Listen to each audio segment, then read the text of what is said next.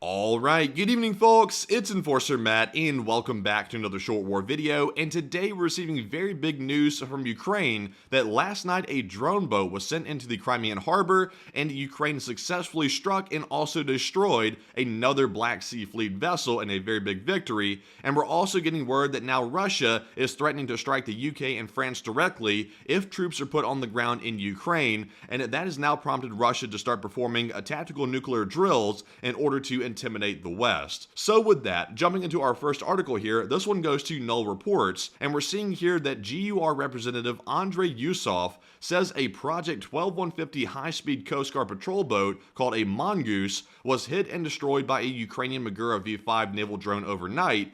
And Yusov said in a statement, he said, the Mongoose was supposed to be fast, but now it's become immovable and it's at the bottom. And I gotta tell you what, Ukraine is very good at converting boats into submarines very cheaply.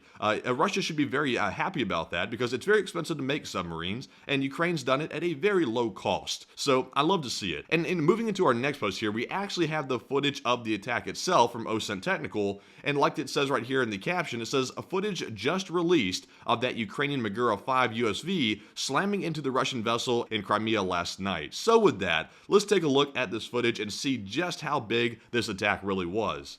So as you can see, the drone boat is bobbing and weaving. It is looking here, and there is the boat, and bam, it slammed right into the side of it. It looked like it was docked right there in the harbor, and that is a loss for Russia. Another boat lost. This is not the biggest ship that Ukraine has hit with their drone boats, but nonetheless, this is a pretty big loss because Russia is losing ships left and right, and now to even lose a smaller or medium-sized vessel, that is a pretty big deal to Russia. So moving into our next post here, we now have one from the Kyiv Post. And I want everyone to recall that the F-16s are expected to arrive in Ukraine around June or so. That's from the United States, and also we're not sure of the exact timing of other nations perhaps delivering their F-16s to Ukraine. Here we're seeing the Russians are starting to get very worried about those jets getting delivered, and it says that the Russian Ministry of Foreign Affairs has stated that Russia will perceive the presence of F-16 aircraft in Ukraine as carriers of nuclear weapons regardless of their modification. And I want to make it clear that the F-16 is not going to be sent into Ukraine with any type of nuclear armament. That's very clear, and that has never been on the table even once in this entire negotiation about giving Ukraine F-16s. This is simply a very desperate effort by Russia to try to threaten the West into not delivering those aircraft to Ukraine. Russia's really hoping that the West is going to get scared. They're hoping that they're going to listen to these threats and think it's really not worth escalating, let's don't send the jets.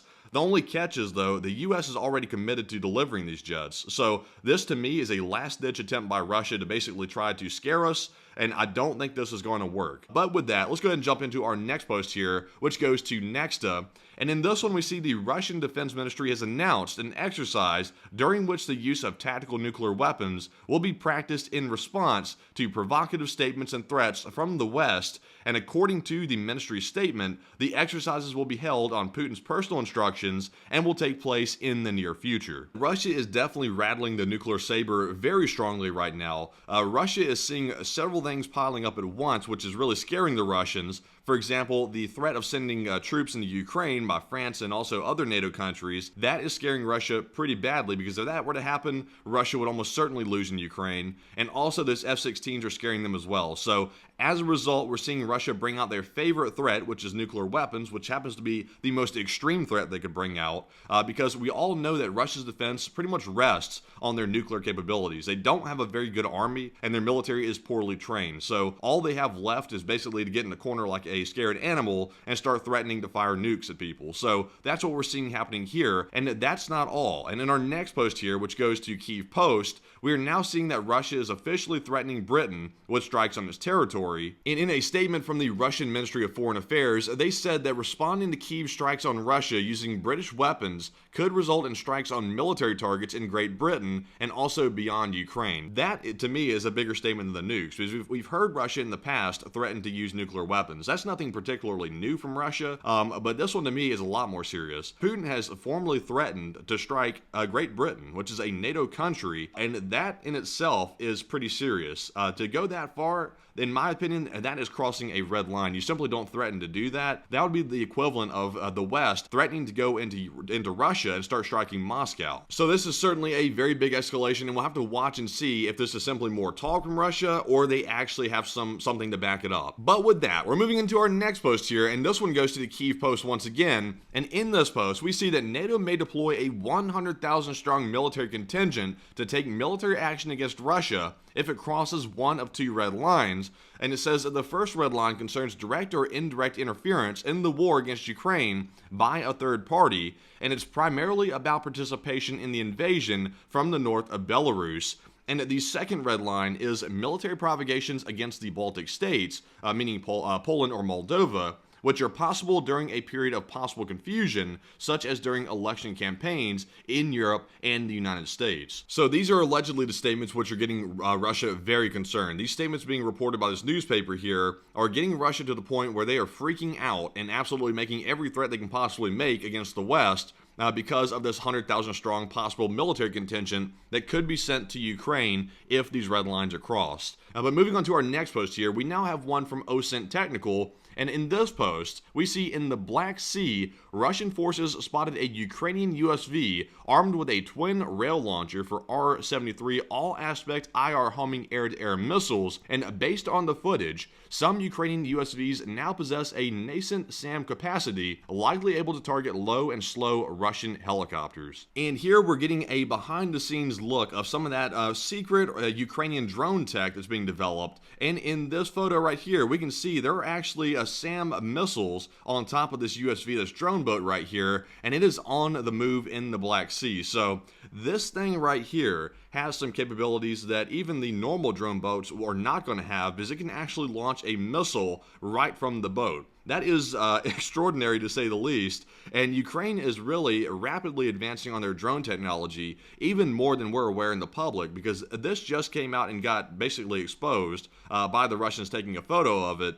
And I think the Russians were also a little bit shocked too, or otherwise they would not have highly publicized this photo, because they were like, oh my god, there's literally a drone boat here with missiles on it. That's a pretty big advancement by Ukraine. So with that, we're moving on to our next post here, which goes to Max23. And in this one, we see a video here at the Poland-Ukraine border, and we see some equipment being transported across. So with that, let's take a look at the video and see what it is. Alright, so here we go, and there is a truck carrying, it looks like a Bradley, down the road here. There's a guy in traffic that is filming it currently right now, and it's going around a roundabout. Also here, there should be some more equipment coming up around the corner, I believe, but there goes that Bradley. And here comes some more military vehicles right here. It looks like some more Bradleys as well. And this stuff is being transported right into Ukraine from Poland. So very impressive to see that there's more arriving daily. And I wonder if these are the Bradleys which are equipped with that active protection system. Nonetheless though, whatever they're equipped with, it's good to see more aid going to Ukraine. And with that, we're moving into our next post here, which goes to Fintech's News, and we're going to switch gears just a little bit to cover here during our last segment of the video some news that came out about Israel and also the Gaza situation, which is brewing up very fast. And we did get word from Fintech's News that the IDF is beginning to drop flyers in eastern Rafa, sending text messages and making phone calls to Palestinians with instructions to evacuate. And also, if you are not aware, the IDF actually went ahead and greenlit the invasion of Rafa about a day ago or so, and they are basically making preparations to do that. But there have been some developments here last minute, which may change things just a bit. But moving into our next post here, we actually have one from Israel Radar. And in this one right here, we did see photos of Gaza residents leaving Rafa ahead of the IDF assault. And the War Cabinet approved the operation last night, like I said a minute ago, and Israeli forces are expected to enter the city within days. So right here in these photos, we did have video evidence of the people leaving the area and following the instructions that were on those Israeli pamphlets. But there's been a pretty big activity here, a pretty big development that has happened in the meantime that might shock some of you. And moving into our next post here, we have one from B&O News. And we learn that suddenly, while Hamas and Israel negotiations allegedly fell apart and also Israel is preparing to invade Rafah, all of a sudden Hamas, the cowards, decided to accept a ceasefire proposal according to Reuters. And wow, who could have seen that coming? Hamas the whole time was bluffing Israel. If you can take this ceasefire proposal acceptance as truth, which we'll have to take it as such for right now, it sounds like Hamas got cold feet once they saw all the military equipment being amassed at the Gazan border, and Hamas decided it's probably best to maybe call it off, because I guess Hamas might have sensed a little bit of defeat in their future. So I'm glad to see here that it looks like the hostages will be being released by Hamas, if we can take their word for it. And also it looks like that maybe there might be a ceasefire in place once this gets finalized. But with that, that is actually our last piece of news for the day. So if you found today's video informative, please press the like button and also give the channel a subscribe as well, because that greatly helps us get the news out there. And also, if you want to support our operation financially, you can do so on our Patreon page. The link is in the description below for that. And like we always say, our channel is almost solely crowdfunded by the viewers, and any support means a lot to us and helps us keep going. So with that, we'll see you all tomorrow night at 10 p.m. Eastern on our nightly war news stream. And of course, go give us a follow on Twitter, where you can follow all the news updates as they happen minute by minute. And with that, bye-bye for now.